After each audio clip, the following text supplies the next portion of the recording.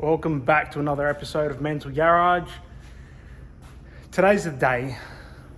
Mazda 3 had a broken windscreen, cracked everywhere, glass all inside the car.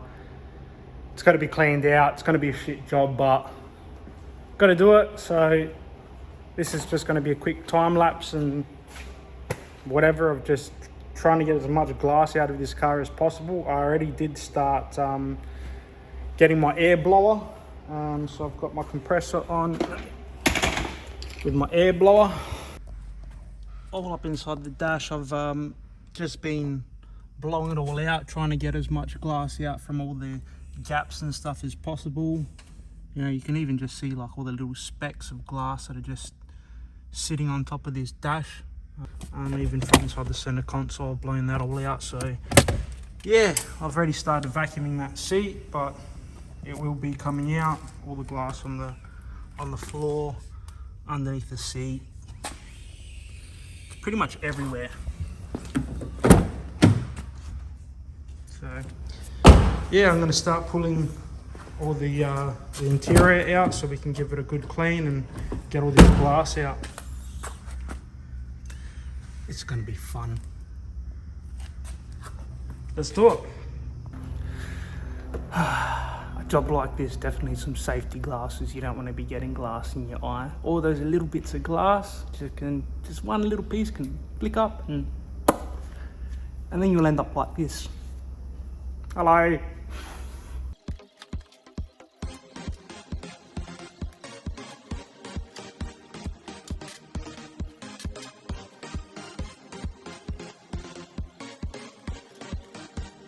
It is important to take the battery terminals off, get power disconnected from the car because there is wiring connected to seats. There's airbags and sensors and stuff that go into the seats as well, so you don't want to have any airbags or warning lights or anything going off on your dash, so just remove your battery terminals and play safe.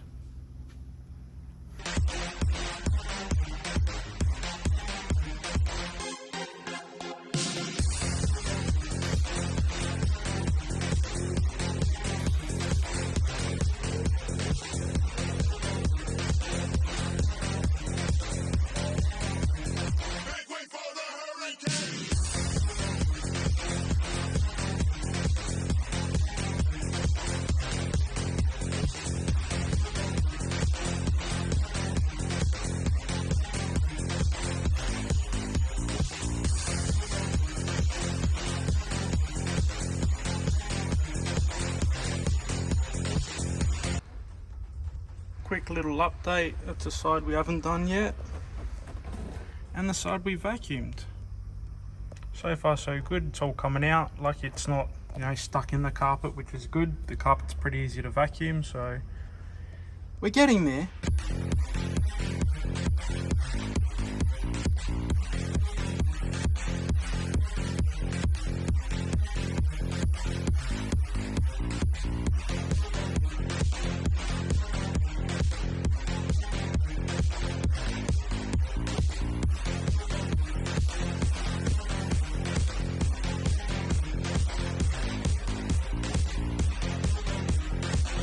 And there it is, guys, nice and clean. I've still got to wipe down over everything, but pretty much all the glass is out of the carpet. I've actually, you know, blown over all the dash and all the center console. I've tapped everything to make sure there's no glass sitting in any little spots where it's going to eventually fold out. So I've actually hit all underneath the dash and gotten all the glass out, so that's good.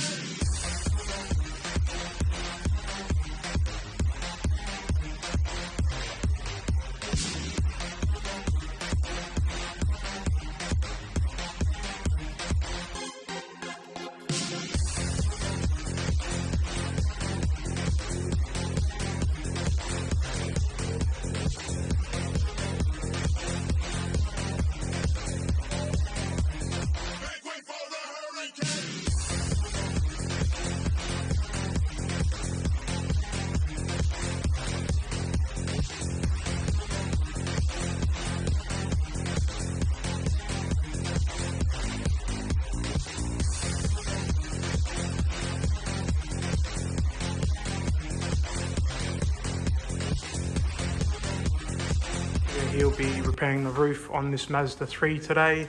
What I've already done is I've just dropped the roof lining so I can get in here and we can actually see where the damage is in the roof. So along here and underneath this, the railing for the roof skin itself. So yeah, we can just get in there and start knocking around and get it, good so we can put some filler in it. So let's do it.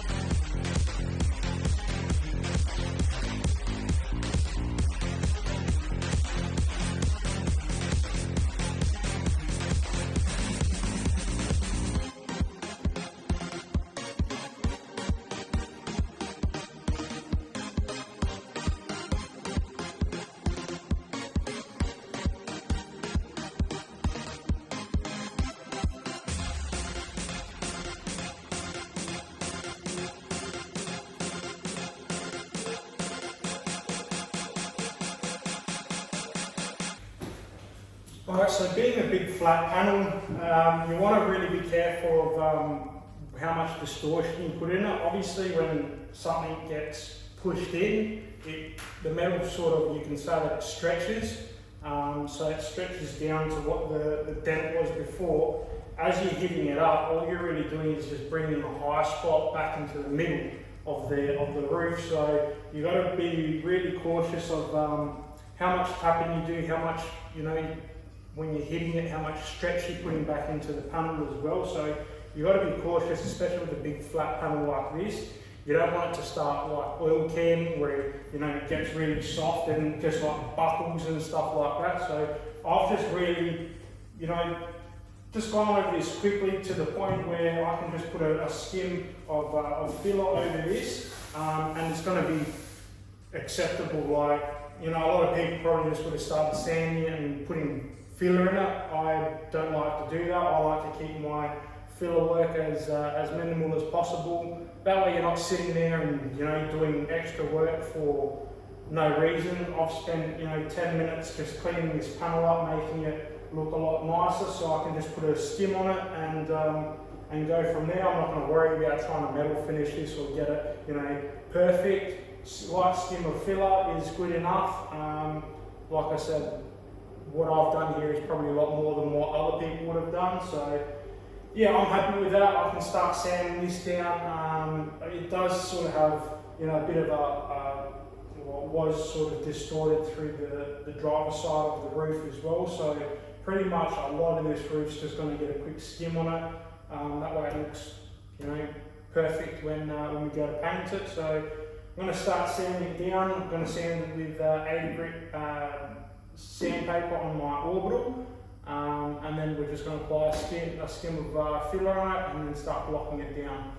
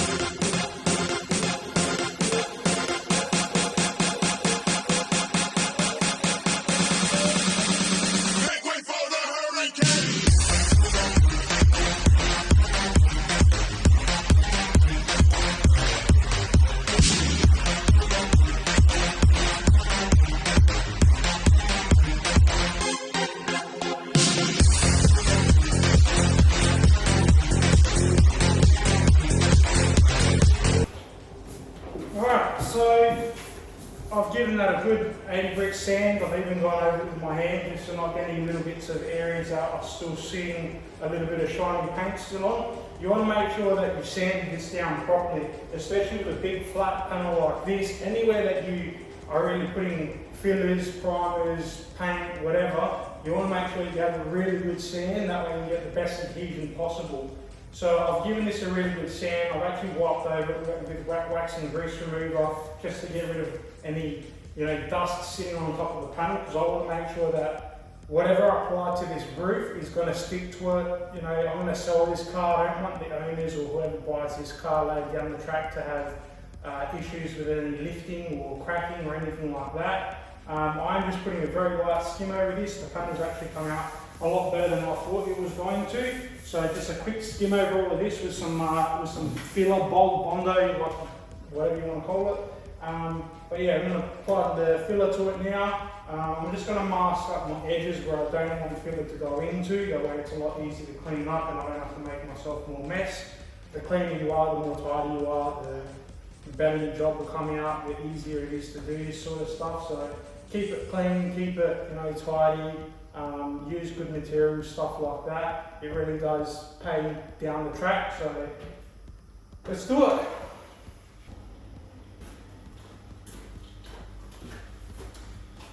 Alright, we got the big boy block board. Now, it does get a bit messy when you're doing a job this big, so wear gloves if you need it. If you're not scared of getting your hands a little bit dirty, don't worry about it. Now, there's no real way of doing this. What I like to do is just sort of blob it on there, spread it out, and then when you start applicating, you tend to just pull along and smoothen it all out.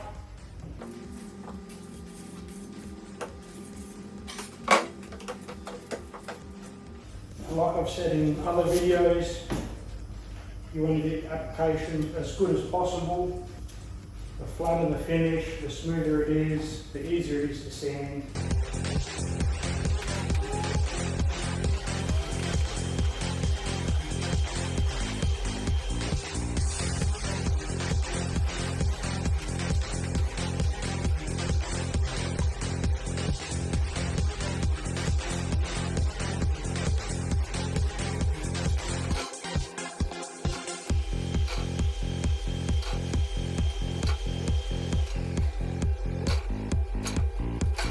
So I'm happy with that side. I've cleaned up my edges a little bit. What I like to do as well is along where I've finished my filler, I like to really smoothen that off and like sort of blend it in with the paint that's originally left on your panel. So on my edges I've really scraped the sort of front of that, so it's sort of just like evenly fills in. That way when I block it, it's going to take the high bit off, and when I get down to where I've sort of blended the filler with the roof, it's just going to really easily block out from there and be a nice even finish. Along the middle of the roof, because I'm going to do another mix of filler and overlap it, same thing, I've just really smoothened that edge off where the filler meets the original paint. And then when I go up to it with the other side, when I mix up the filler, I can just evenly smoothen it out over that, and it's going to be a nice even lap over.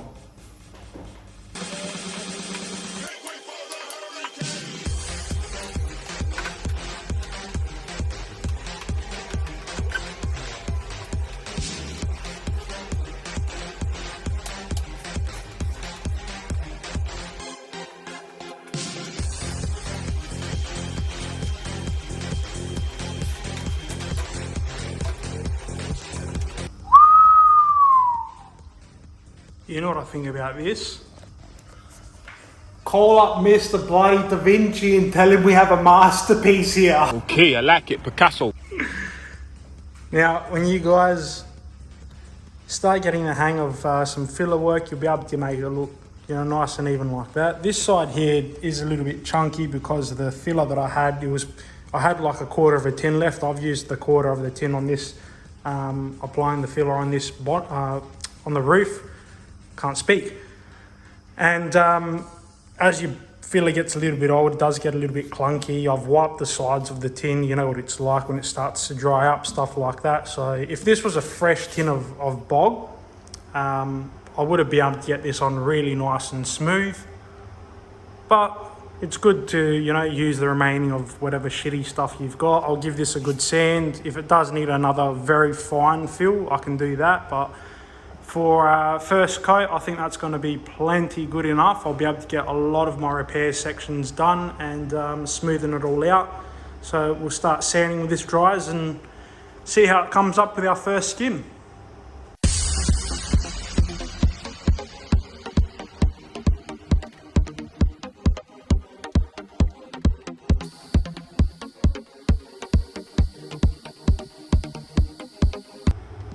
Alright, so I've been at this for about half an hour. I've pretty much got that side of the roof all done. It's nice and flat, doesn't have any low spots or anything in it. So this side here, I've given this a quick 80 grit. And what we're trying to do is see how it's got all these areas here that haven't been sanded. They're all the areas that you want to try and get out. So obviously you can see how that's nice and flat, hasn't got any areas like this in it where you can still see it hasn't been sanded. So I've sanded that nice and flat. I've started coming down to the original paint again, so I know that that's as low as that's going to get with taking as much filler as I can out. Obviously not going too far, so that becomes a high spot. So yeah, I'm just going to continue with this side of the roof now. It does take time. It is pretty hard work. If you look at me right now, I'm dying. There's heaps of this, doing this makes heaps of dust. It is hard work. It is, you know, strenuous. I've been doing this for years and my shoulders are pretty shot. Like my back gets sore, stuff like that. So take a break when you need to, sit down, stretch, take a walk or whatever, and then come back to it. Don't kill yourself trying to do this. It is hard. A lot of the work you want to do is just with the sandpaper as well. Don't try and push down on the panel. Like, do a lot of the work with the sandpaper. Try not to kill yourself. So yeah, we'll come back to it when this looks like that, and hopefully it will feel nice and flat, and yeah, go from there. I've blocked down all the bog filler with 80 grit, then gone over it with 180. What I've done now is I've gotten some fine fill filler, and I've just filled up any pinholes, which is those little spots. So I've just gone around wherever I've got some pinholes, I've just filled them up with some fine fill. I'll give that a 180, and then I can mask up all around my edges and do a soft edge along the front there and put some primer on it. Okay, I've gone over my fine fill areas, I've scuffed them down, they're nice and flat. I've masked up the car, done my soft edge at the front, put plastic on the whole car, cut out the plastic, stuck it all down. I'll set up the camera. I'm going to put some primer on this now, high build primer, and then we can finish off the video.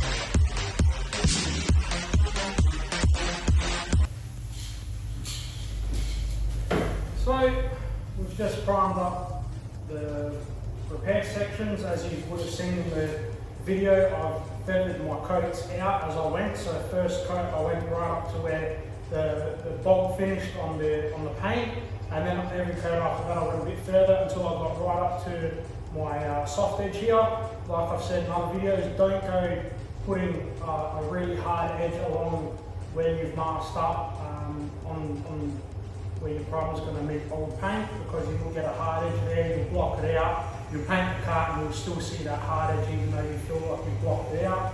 I did put 5 coats on this, 5 coats of primer. I've got some black guide coat here, I'm just going to spray that on before I unmask the car. The guide coat's what we're going to sand once this is all dry in the next video, which will probably be tomorrow's recording.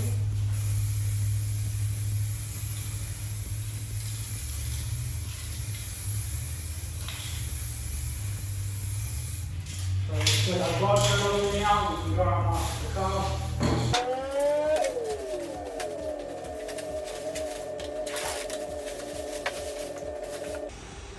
and that's all my repairs and all primed up. It's currently 2:30. I started this at about, I don't know, 9:30, something like that. So a few hours in getting this all repaired up and primed up. What I'm going to do, seen in my other videos, if you've been following along my videos, I've been doing, you know, like say the guard repair, quarter repair, different videos. Then I'll do my primer video, make another video doing that, and then like a masking video, so on. I'm not just going to keep doing the same sort of videos, that way I don't want you guys to get bored just watching the same consistent stuff. So I will put videos together. So like today I've done my repair and my primer in one day. That's going to be one video. Then my next video tomorrow will be obviously blocking it down. I've got the guards, which I've still got to line up on this thing. The guards, I've got to put the bonnet on, make sure everything lines up before I start painting. So I'll do that as another video, and then obviously painting the car. So it's going to be a few different videos now. I'm not just going to do all separate videos for each like process of fixing these cars up. But yeah, that's pretty much it for today. I hope you guys have all enjoyed. I hope you're all keeping well. Thank you very much for following along, for the people that do follow along and like the videos, so on, people that have subscribed. It really does help the channel a lot. It does push me to keep bringing out more content. I've got plenty of videos still to make. I've got other things in process that I want to do as well, not just spray painting stuff. So keep following along if you have. Thank you very much, and we'll see you on the next one.